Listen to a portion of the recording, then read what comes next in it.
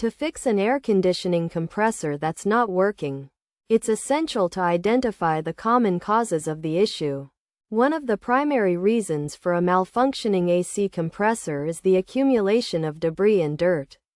When dirt builds up in the compressor, it can cause overheating, which can lead to damage. Additionally, inadequate lubrication is another significant cause, as the compressor, like any machine, requires proper lubrication to function smoothly. Using the wrong lubricant or failing to lubricate the compressor can result in wear and tear.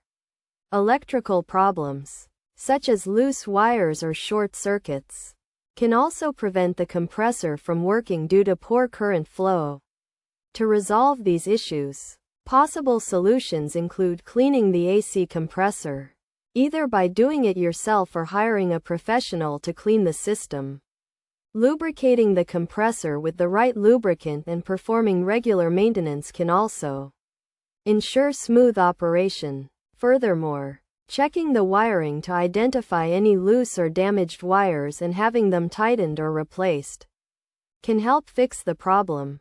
By following these steps, you can fix an AC compressor that's not working and get your air conditioning system up and running again.